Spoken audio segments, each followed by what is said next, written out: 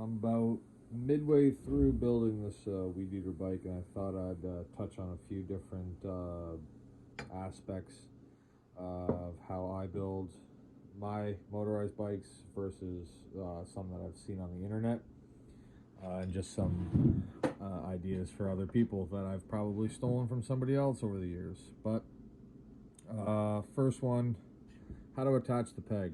Don't mind the welds. It's a flux core welder, and I'm not too concerned about it. I could always have welded with a better welder, but this works. So the nut that originally is on a weed eater like this, obviously the way you attach a peg would be different if you had a clutch on the weed eater, but this one didn't have a clutch because it is pretty much the cheapest weed eater you're going to find. A weed eater Featherlight, no clutch, no problem. The nut comes out and protrudes about that high.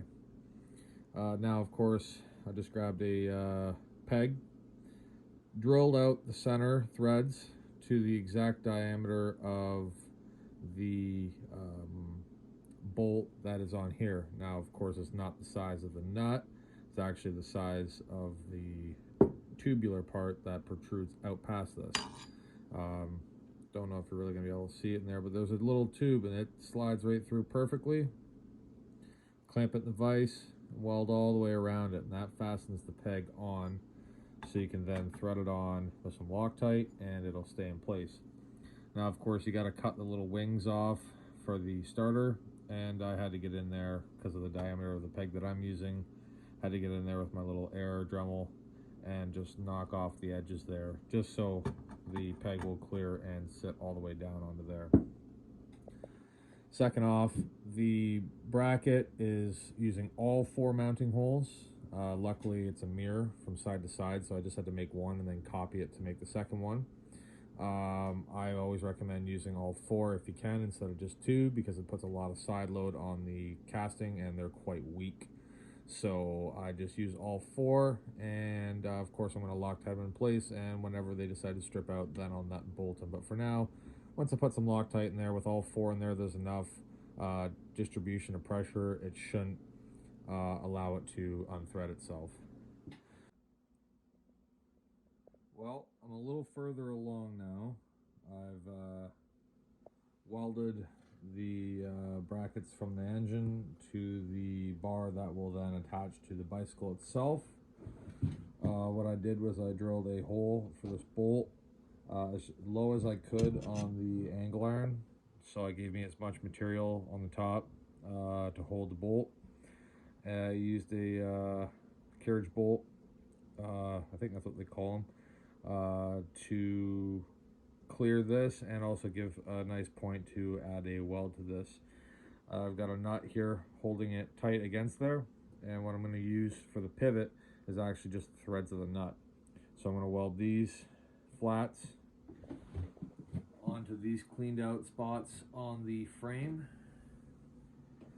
and it'll pivot on this. Now, if I ever want to take this bracket off the bike, what I'll have to do is just cut the threads right here, because I'm only going to weld it on this portion of the angle iron. So when I want to remove it, I could just cut this off, pop the head off, unthread the bolt, and then thread a new bolt on and rinse and repeat.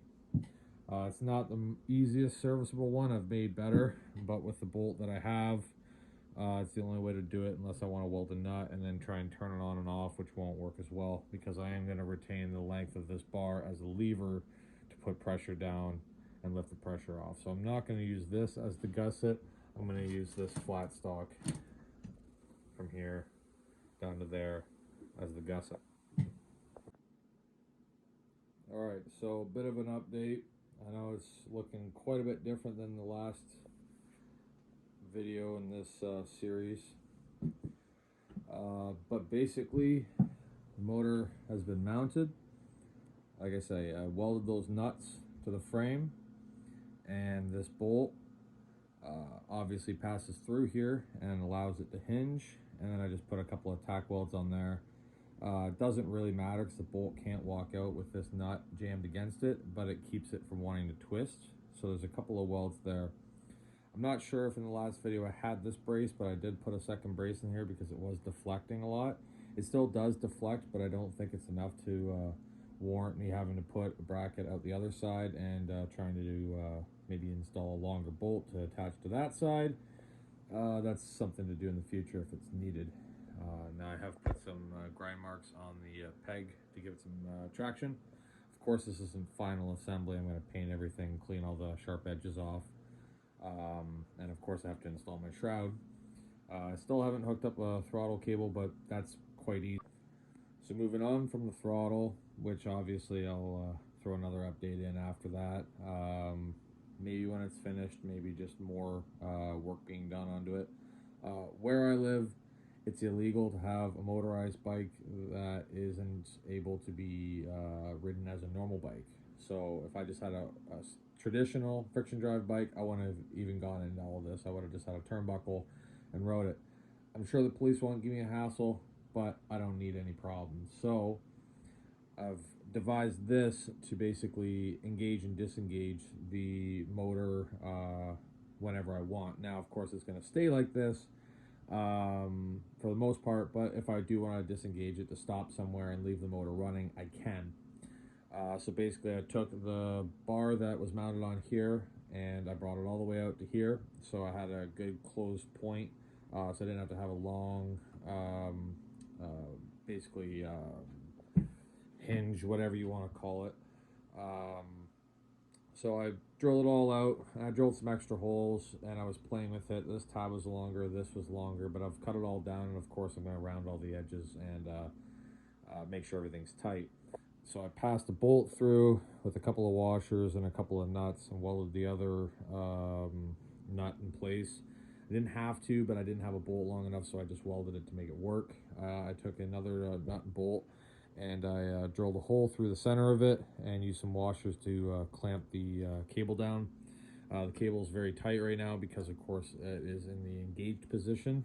This bungee cord won't be permanent. I've already drilled a hole. I just need to get a spring the right length to go from the frame to here, and this is to keep the motor. This actually allows some pressure on here to lift the motor up when I disengage it, and then obviously it gets a little more taut when I pull it down. Now this here is one of these keepers for the cable. I cut it off and I welded it onto the frame, so it's got a nice sturdy spot to hold the cable in place.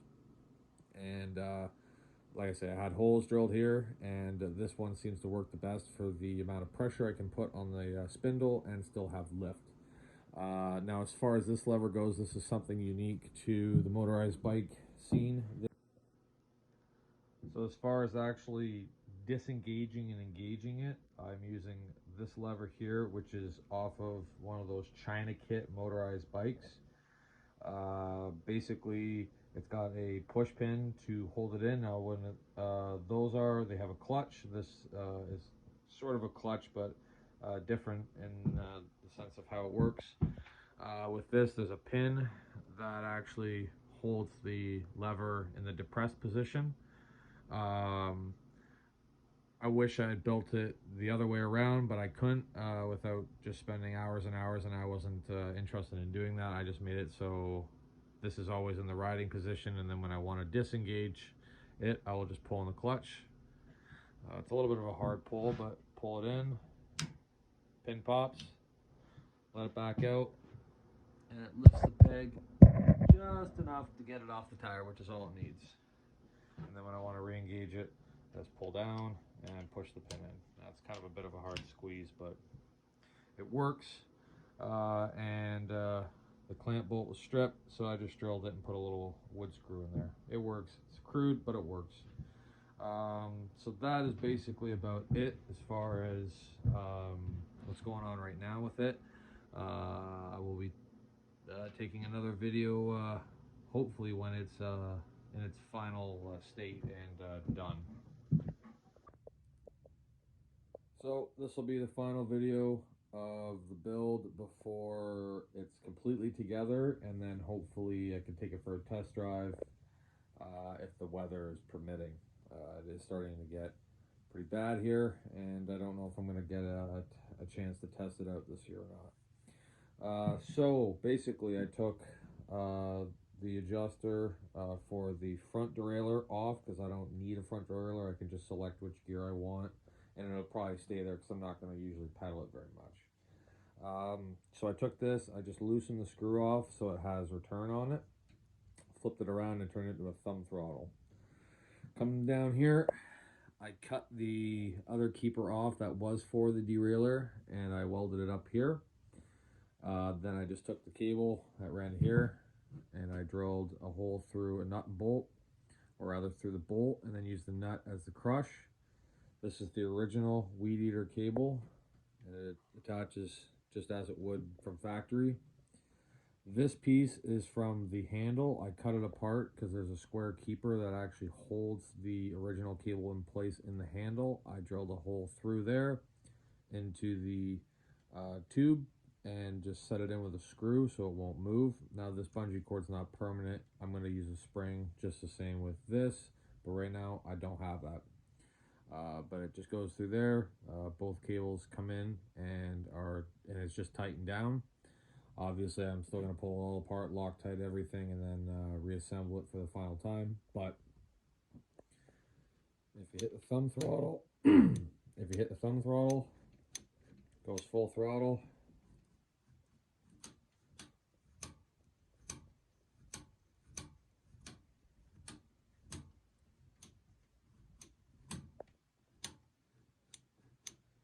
And that's how it works. Pretty simple. Alright, so it's basically assembled and as done as I'm going to do this year. I still haven't sourced the springs, but I'll do that in springtime. I will be taking it on a short ride just to show that it does work and ride. But yeah, I got the shroud on, got the kill switch hooked up, throttle all functions, the clutch works good, everything's all tightened up, Loctited. I've already taken it on one test ride, and it works pretty good on flat ground and down hills. Obviously going up hills you have to assist it, but other than that, it's all good. Cover turned out good, and next video will be me riding, and that'll be the final video of this series.